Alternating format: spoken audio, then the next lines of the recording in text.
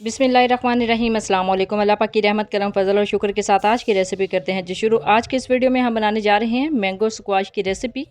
ये रेसिपी इतनी आसान तरीके से मैं आपको बनाना सिखाऊंगी कि आप ये सोचने में मजबूर हो जाएंगी कि हमने ये पहले क्यों नहीं बनाई, और इसको बनाते वक्त इसमें क्या ऐसा ऐड किया जाएगा कि आप इसको 6 माह के लिए सेव कर सकती हैं, स्टोर कर सकती हैं। ये सारी टिप्स एंड ट्रिक्स आपके साथ शेयर करूँगी आज की इस वीडियो में। तो चलते हैं जी तैयारी की तरफ। बिस्मिल्लाहिर्रहमानिर्रहीम। इसके लिए जो जो इंग्रेडिएंट चाहिए वो भी आप साथ साथ नोट करते जाएं। ये लिए हैं जी मैंने तकरीबन 1.5 किलो मैंगो। ये फ्रेश मैंगो है, फ्रेश आम है। अगर आप बड़े साइज़ में लेना चाहें तो आप बड़े साइज़ में भी ले सकते हैं। मैंने इस साइज़ में अभी लिए हैं। अब इनको करना है जी पील ऑफ, और पील ऑफ करते वक्त आपने इस चीज़ का ख्याल रखना है कि बहुत कम मिकदार में जो आपका मैंगो है, जो आपका आम है, वो ज़ाया हो। तो इसी वजह से मैंने बारीक बारीक इसके छिलके उतार लिए हैं और इस तरह क्यूब कट में इसको कट कर लिया है। तो आज का जो मेथड है ना, जो मैं आपके साथ शेयर कर रही हूँ मैंगो स्क्वाश बनाने का, ये बहुत ही इजी मेथड है। इस मेथड से अगर आप मैंगो स्क्वाश बनाएंगे तो बहुत ही ज़बरदस्त बनेगा। तो ये देखिए जी, 1 बाय 1 करके सारे मैंगोज़ को पील ऑफ करेंगे और इससे इसका जो गूदा है, चंक्स हैं, वो निकालेंगे। और गूदा लेना भी बहुत ही आसान है। इस तरह करके आपने इसके जो चंक्स हैं वो निकाल लेने हैं। ये देखिए जी, अल्हम्दुलिल्लाह सारे मैंगोज़ पील ऑफ हो गए हैं और इस तरह के जो चंक्स हैं वो रेडी हो गए हैं। अब चलते हैं जी नेक्स्ट स्टेप की तरफ।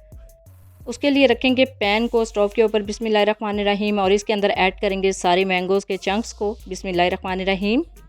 और पानी ऐड कर देंगे, तकरीबन 1 लीटर पानी मैं यहाँ पे ऐड कर रही हूँ। ये 1 किलो आम है, तकरीबन 1.5 किलो लिए थे। जब इसके चंक्स निकाले हैं तो 1 किलो रह गए हैं। और इसके बाद इसके ऊपर मैंने रख लेना है इसका कवर।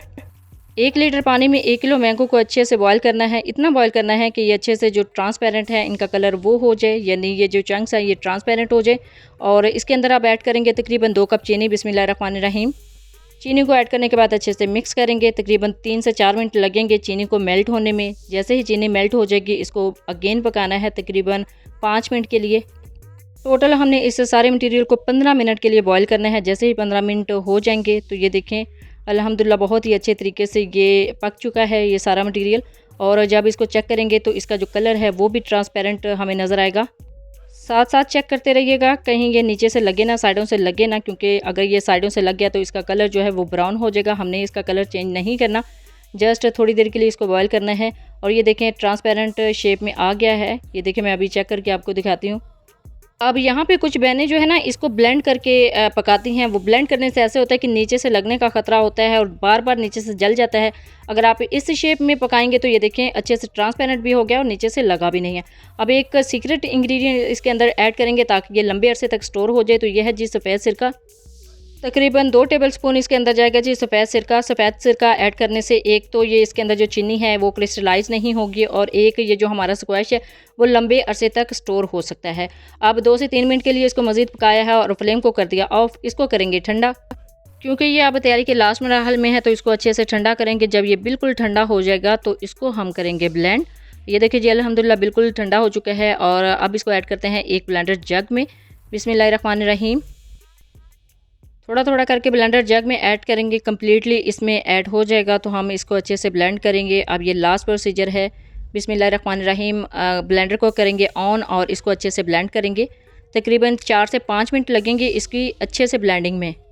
अब जो जूस होता है या फिर मिल्क शेक होता है उसमें आप कंप्रोमाइज़ कर सकते हैं, लेकिन ये स्क्वाश है तो इसमें आपने कंप्रोमाइज़ नहीं करना। अच्छे से इसको ब्लेंड करना है। तकरीबन 4 से 5 मिनट लगे हैं मेरे भी इसको ब्लेंड करने में। तो अल्हम्दुलिल्लाह बिल्कुल ब्लेंड हो चुका है।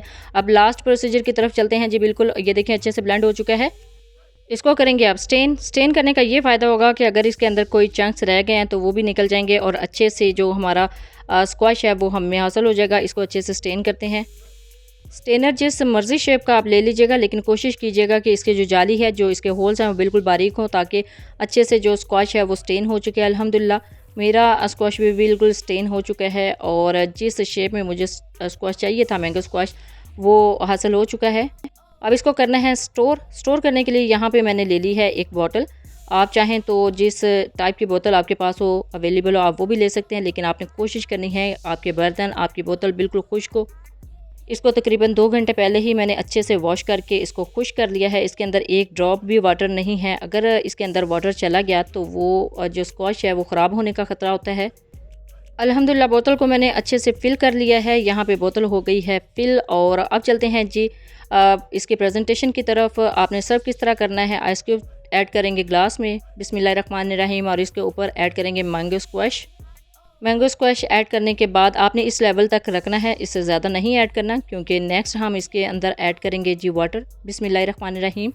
ये देखिए जी कितना गाढ़ा है, कितनी अच्छी कंसिस्टेंसी है इसकी, कितना ज़बरदस्त हमारा मैंगो स्क्वैश बना है। अब थोड़ा सा वाटर ऐड करेंगे दोनों ग्लास में। बिस्मिल्लाहिर्रहमानिर्रहीम।